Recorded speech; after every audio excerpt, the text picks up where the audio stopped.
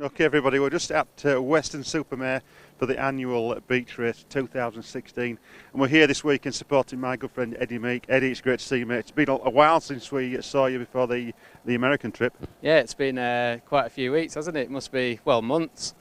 Yeah, I can't wait to get back into English weather and racing, and yeah. Now, if you're not aware, we saw Eddie a few months ago now when he was preparing for the trip to America for the Continental Divide on the 450 Dakar rally bike. Now, you only got the bike back a few days ago from customs, didn't you? Now, tell me what's been going on with it. Yeah, well, it came back on a shipping container.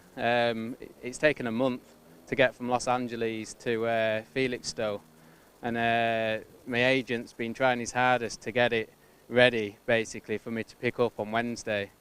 So it came out of customs on Monday, Tuesday. I picked it up on Wednesday morning, came back Thursday, had it prepped by D3 Motorsport and myself to get it here for Friday morning for scrutineering.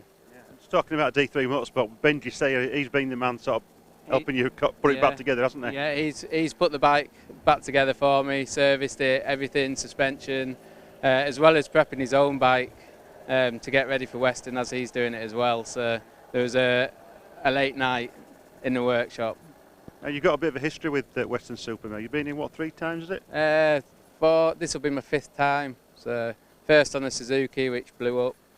All the rest on a 2-stroker KTM. So yeah. Now, with the Dakar bike, you've got quite a lot of fuel on board, 31 litres, I believe. That's going to get you around, you think, for the duration of the race? Yeah, yeah, just over 30 litres. It's full, it's heavy.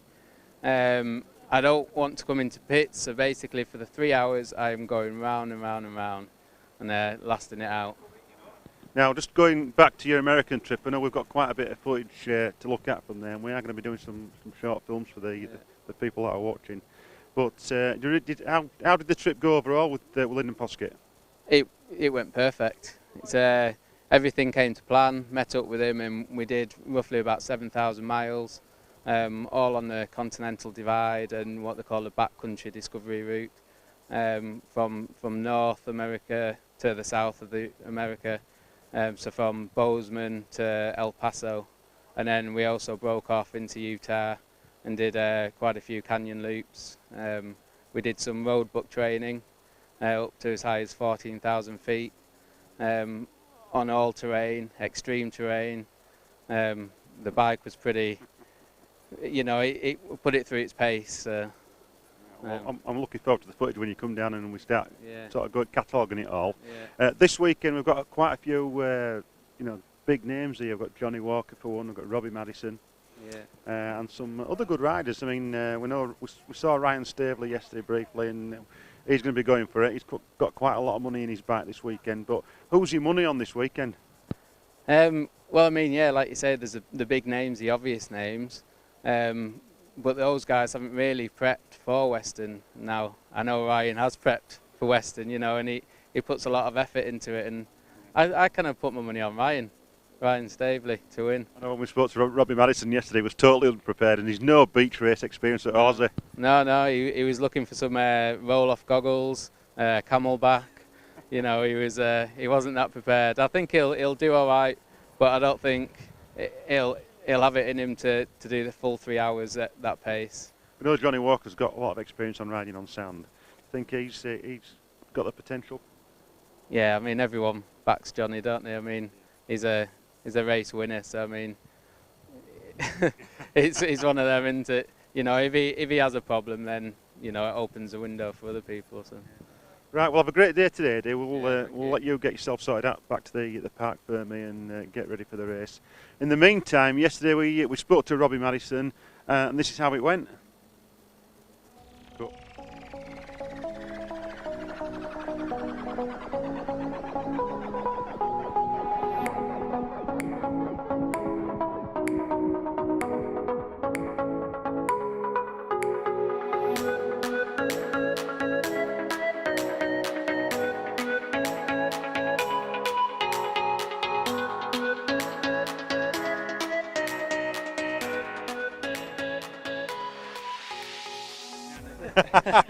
Okay, we're just in the we're just at Weston Super-Mare now with Robbie Maddison. Robbie, it's an absolute pleasure to speak to you. Thanks, mate.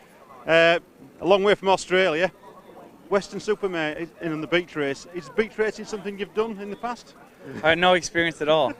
Total, you know, but I'm kind of tail end of my career. I've done a lot of stuff on my bike, and these are the things that I haven't done. So I just want to check some stuff off the list while I have the opportunity. You know, promoter said that they would be happy to take me out here, and I was like, man, I couldn't think of a better way to spend the weekend than come out here and see how long I can last on a brutal race like this.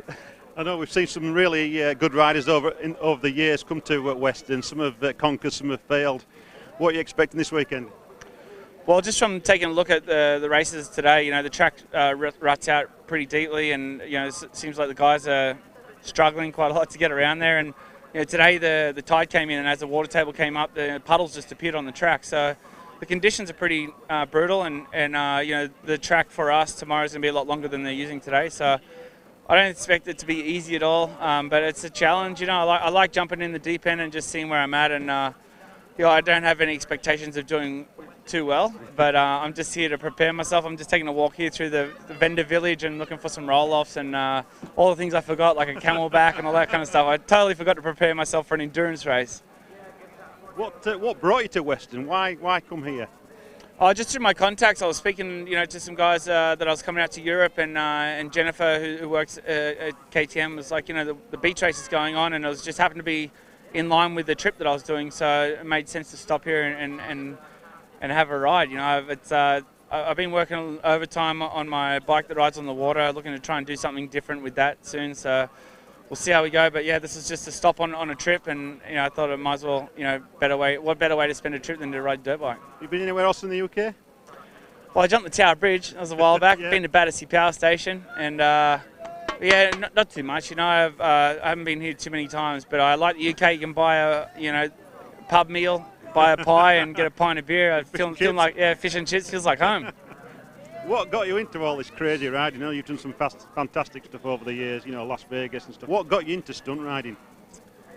I think just early inspiration as a kid. You know, I looked up to Robbie Knievel and Evel Knievel. I still remember as a little kid watching Robbie Knievel jump the fountains, and you know, I was a bit after Evel Knievel's time, but just seeing that, I remember it just struck a note in me, and then seeing, you know, freestyle motocross evolve and guys like Mike Metzger out there backflipping their dirt bikes. I just couldn't believe it. And you know, as freestyle motocross developed and you start seeing pictures of guys hanging off their bike doing handstands in the air, it just totally captivated me. You know, it was exactly what I wanted to do, was to ride my bike. And after having a threatening illness and nearly dying, after coming off my deathbed, I was like, you know, life's too short to not to follow through with things you want to do. And so I just started kind of slowly but surely ticking off things that I wanted to do. And this is a long way down on the list, but I'm here now. So it's you know, I'm just ticking things off that I wanted to do, and riding bikes is just such a pleasure for me. So any way, shape or form I can ride a bike, I'll take it.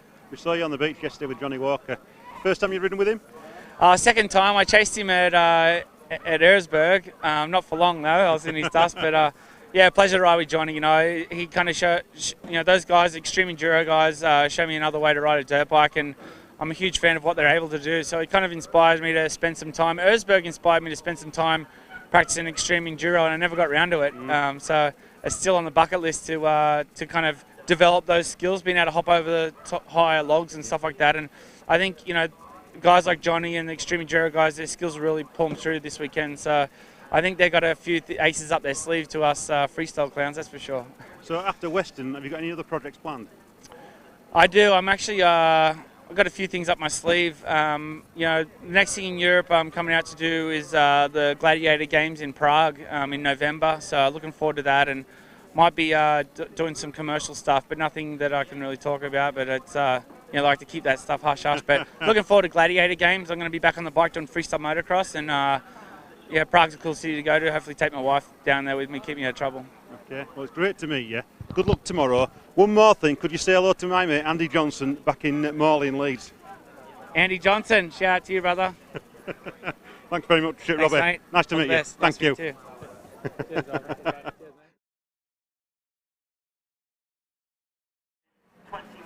Just while Eddie's getting ready for the race, we're just now with Benji Sayer from Triple D Motorsport, or D3, whichever you want to call it. But just talking about Eddie's race this weekend on the Dakar back, I know you've been instrumental in preparing the bike, yeah? How's it gone? Well, it was a lot of prep work to do after we'd been in America with it, but we got there with it in the end. There was a few teething problems, but it was a day's work to get it back to how it needed to be. But I think it's a brave man today, though. You think he'll do all right? He'll always do all right. He'll always do all right, yeah. I think travelling, over 5,000 miles across America is a good test for him, isn't it? I think he's had some training, yeah. A bit more than I have. Now, you're racing this weekend as well on a KTM 4-stroke? 254 stroke this weekend, yeah. And what's your history with the Weston? Did last year and finished 200 out of 800, I think. So just aiming to do a bit better this year. Definitely, yeah. Have a great weekend, Benji. Nice talking to you. We'll try and catch up with you later. Cheers. Brilliant. Cheers. It's 12:30. We've got an hour before the race. Benji and Eddie in the background. He's just getting ready, about to go to the park Ferme. So we're now going to go to a high point and try and get the full footage as they're coming down the beach area and arrive at the first dune. Let's go. That's that thousand. Oh, there is a lot of people. You can't, they're not going very fast, are they?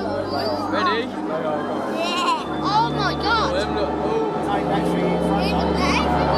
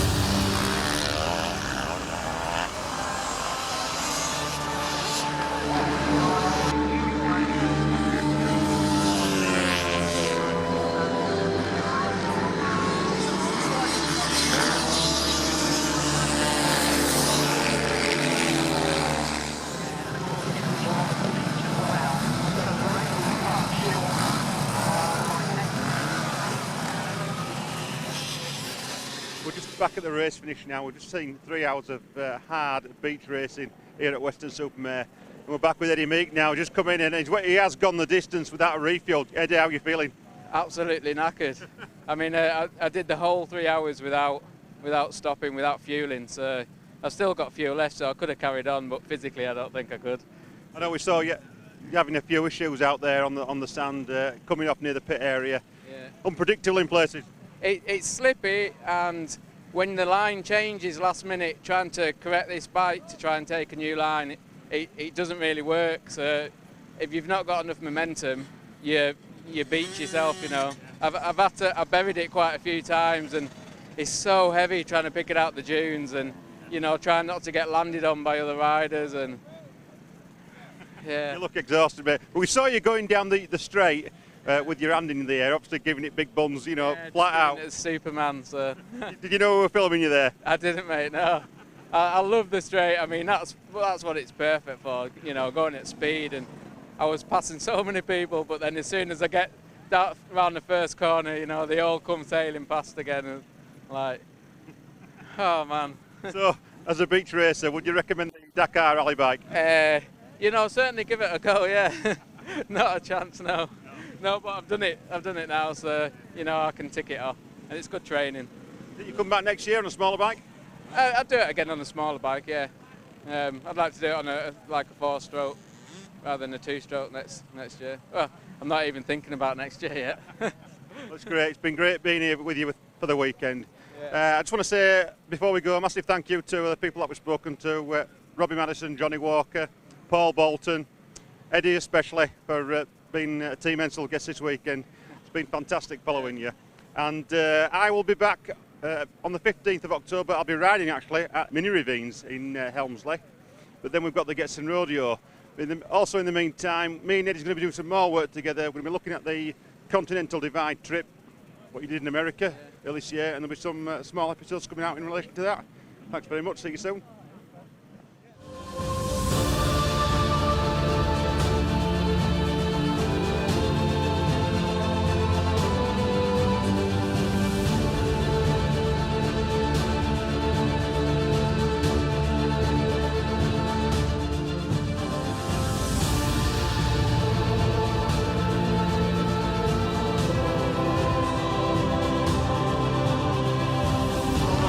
That was an experience. Oh, very well. Oh my god.